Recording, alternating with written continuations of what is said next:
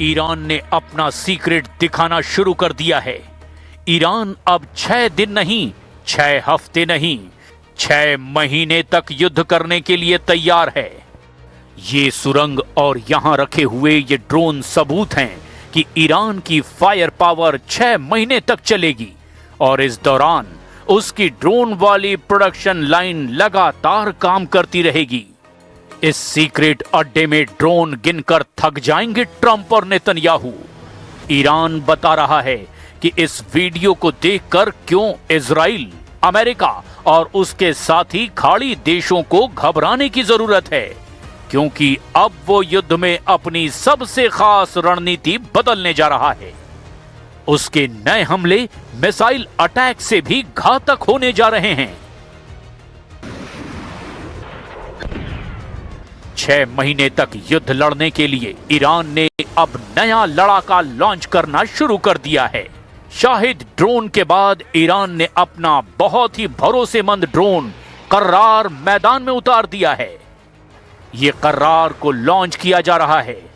Iran का बहुत ही घातक ड्रोन है ये कर्रार। कर्रार ड्रोन शाहिद ड्रोन की तरह मोपेड इंजन से नहीं, टर्बोजेट इंजन से चलता है। इसकी रेंज 1000 किलोमीटर तक है, यानी शाहिद ड्रोन से 5 गुना ज्यादा रेंज। इसकी रफ्तार 900 किलोमीटर प्रति घंटे तक जा सकती है, यानी शाहिद ड्रोन से 5 गुना रफ्तार। ये 10,000 मीटर की ऊंचाई पर उड़ता है, यानी इसे मार गिराना भी आसान नहीं है। लेकिन सबसे खास बात, ये एक फाइटर जेट की तरह काम करता है, क्योंकि ये 250 किलो तक का बम भी गिराता है और एयर टू एयर मिसाइल शफाक भी फायर करता है। ईरान ने यूएई के फुजैरा ऑयल टर्मिनल पर हमला करके यह बता दिया कि उसके खर्ग द्वीप पर हुए हमले का वो किस तरह से जवाब देना जानता है। ईरान ने ऐलान किया कि यूएई के लोग वहां से हट जाएं जहां अमेरिका के अड्डे हैं।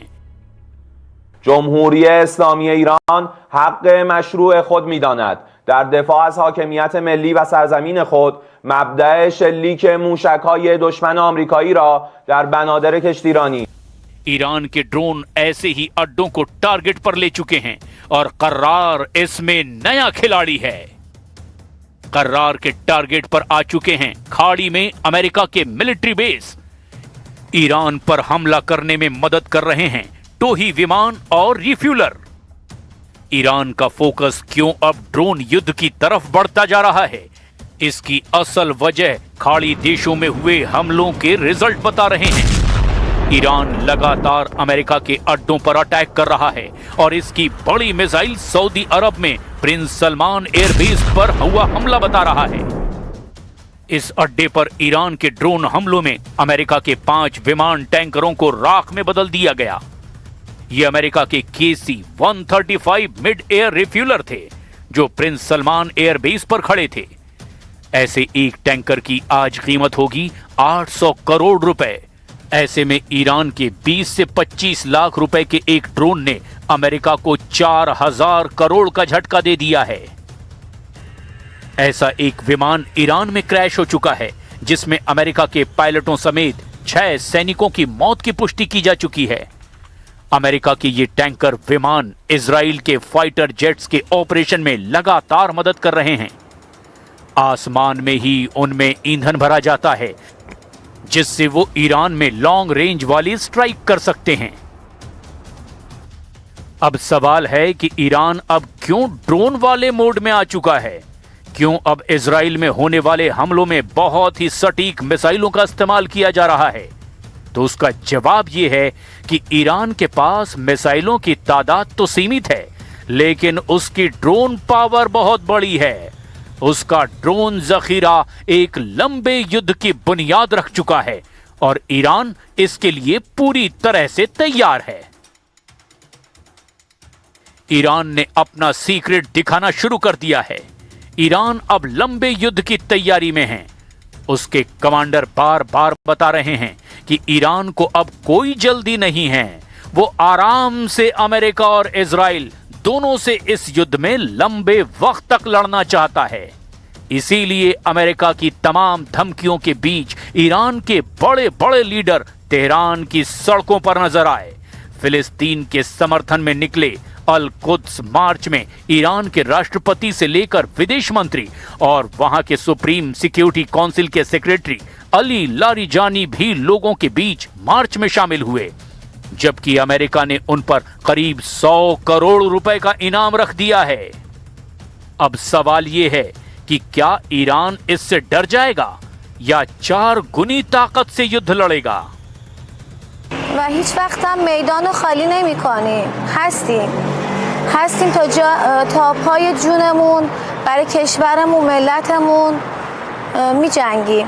زندگی روزمره مردم روتین مثل روال قبل داریم زندگی می کنیم و اینکه درسته یه سری اشخاص ईरान में जिंदगी कैसी चल रही है? रमजान के महीने में युद्ध में ईरान को कैसे तोड़ने की कोशिश की गई है और क्या डोनाल्ड ट्रंप और बेंजामिन नेतन्याहू इसमें कामयाब हुए हैं? خیلی زیاد هر روز ترس داریم. هر روز با ترس میایم سر کار و اینکه معلوم نیست وقتی میخوایم از پدر مادرمون خداحافظی کنیم نسبت به این مشکلات اخیر مشتریامون خب نسبتاً کمتر شدن چون که ट्रंप और नेतन्याहू को जवाब देने के लिए ईरान के मिसाइलों ने अब तक जो हमले किए हैं उसमें एक बात तो बिल्कुल साफ है कि इजराइल के पास उन्हें रोकने के लिए अब ज्यादा उपाय नहीं बचे हैं। ईरान के मिसाइलों के हमले का एक ट्रेलर देख लीजिए। ये गिरी खैबर शिकन, ईरान की सबसे सटीक मिसाइल, जहां गिरी वहां सब कुछ फंस। ये गिरी इमाद बैलिस्टिक मिसाइल। सिर्फ 10 साल पुरानी इस मिसाइल से सबसे ज्यादा हमले किए गए हैं।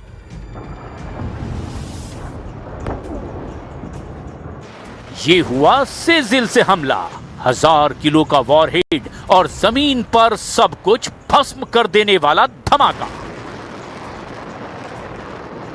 ये गिरी शहाब 3, ईरान की सबसे पुरानी मिसाइलों में से एक, लेकिन सबसे भरोसेमंद भी।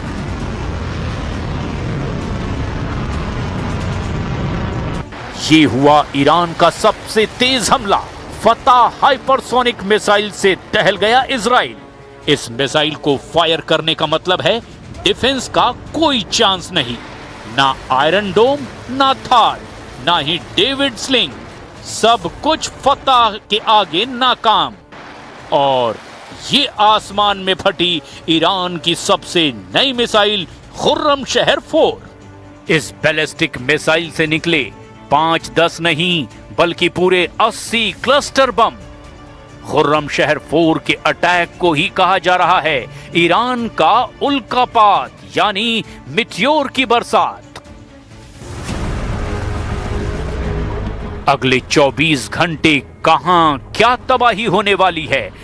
इजराइल से लेकर लेबनान और बहरीन से लेकर ईरान, कहां कौन सी मिसाइल, कौन सा ड्रोन, कौन सा विमान तबाही मचाने वाला है?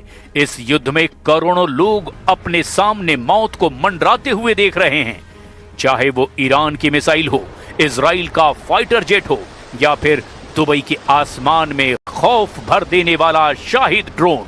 ट्रंप और मुस्तफा खामनेई की टक्कर में पश्चिम एशिया के अंदर एक और नया मोर्चा खुलने जा रहा है।